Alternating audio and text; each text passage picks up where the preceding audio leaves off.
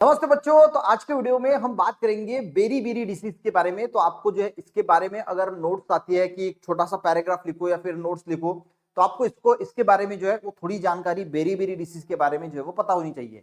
अब ये जो बेरी बेरी डिसीज है ना, इसको समझेंगे डिटेल में। देखिए, बेरी बेरी जो होता है ना, इसके दो टाइप्स होते हैं। सबसे पहले देखिए, जो बाकी बच्चे है ना, वो बुक में इतना डिटेल में दिया नहीं जाता, तो हम अगर डिटेल में लिखते हैं तो आपका इंप्रेशन जो है वो गिरने के लिए बहुत मदद होगी। तो एक होता है वेट बेरी बेरी और एक होता है ड्राई बेरी बेरी। तो ये सबसे पहले दो टाइप्स है। जो वेट बेरी बेरी होता है ना, ये हार्ट पे अफेक्ट डालता है, यानी इससे आपको हार्ट रिलेटेड डिसीज हो सकते हैं। और जो ड्राई बेरी बेरी होता है, ये ब्रेन के यानी नर्व टिश्यू पे डैमेज डालता है, इसकी वजह से आपको पैरालिसिस हो सकता है, क्योंकि पैरालिसिस ब्रेन का जो है वो डिसऑर्डर है।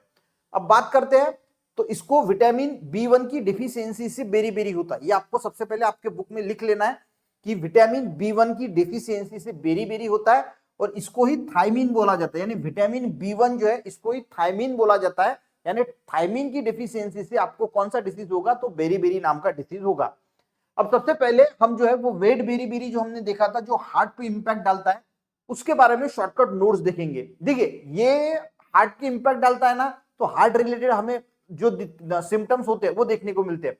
जैसा पहले की शॉर्टनेस ऑफ ब्रीथ, यानी सांस लेने में हमें जो है वो दिक्कत होती है, या फिर वेकिंग अप शॉर्ट ब्रीथ, यानी जैसे हम सवेरे उठते हैं नींद से, तो हमें जो है वो सांस लेने में दिक्कत होती है, क्योंकि वेट बेरी बेरी हमारे हार्ट पे इंपैक्ट डालता है, और सडन एक्सट्रीम कंडीशन में हार्ट फेलियर होके इंसान की मृत्यु भी हो सकती है।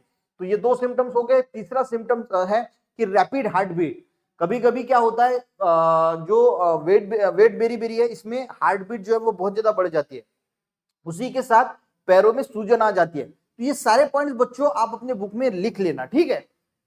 उसके बाद आता है ड्राई बेरी बेरी। अब ड्राई बेरी बेरी मैंने जैसे बोला कि पैरालिसिस कॉज करता है, तो ये हमारे नर्वस टिश्यू पे जो है वो नर्वस सेल पे यानी ब्रेन के सेल पे असर डालता है।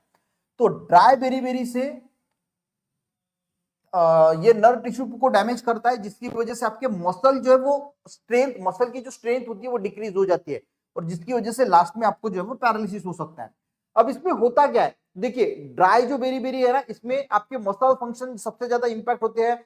मेंटल कंफ्यूजन हो सकता है। मेंटल कंफ्यूजन क्यों होगा, क्योंकि ये इंपैक्ट डालता है आपके नर्वस टिश्यू पे यानी ब्रेन सेल पे। तो सोचने समझने की क्षमता में, स्पीकिंग के लिए, बोलने की डिफिकल्टी होगी। आपका जो फीलिंग है फीट में, पैरों में जो आपको सेंसेशन होता है वो महसूस नहीं होगा।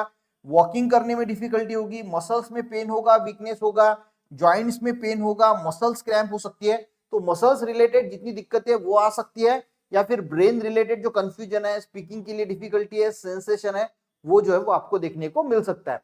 और लास्ट में जो है वो पैरालिसिस भी जो है वो बेरी बेरी डिसीज में जो है वो हो सकता है।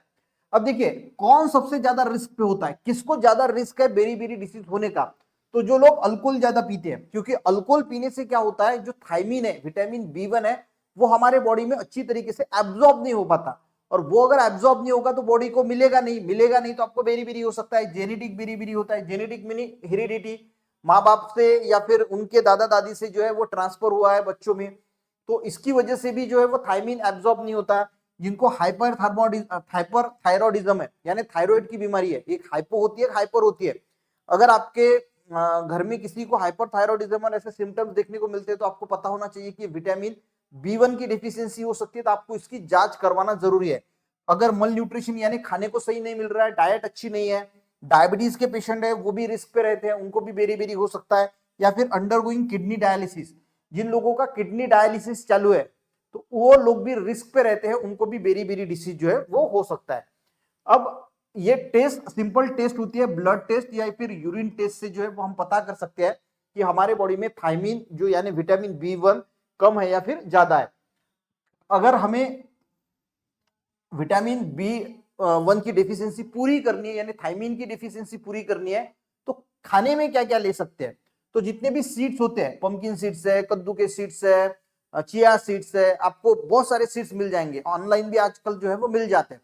तो वो सीड्स भी आप जो है वो पानी में रात को भिगो के अगर खाते हैं, तो आपको विटामिन B1 अच्छी मात्रा में मिलेगा। जितने भी नट्स है, आलमंड, बादाम, काजू, किशमिश, वो जो होते हैं, वो सारे नट्स में भी जो है विटामिन B1 अच्छा मात्रा में होता है। बीन्स है, लेग्यूम्स है, मीट है, फिश है, जितने भी डेयरी प्रोडक्ट है यानी दूध और दूध से बने हुए प्रोडक्ट, उसमें भी अच्छा विटामिन B1 होता है। और जितने भी अनाज है, गेहूं है, ज्वारी है, मक्का है, बाजरी है, इन सारों इसमें जो है विटामिन बी वन अच्छी मात्रा में होता है।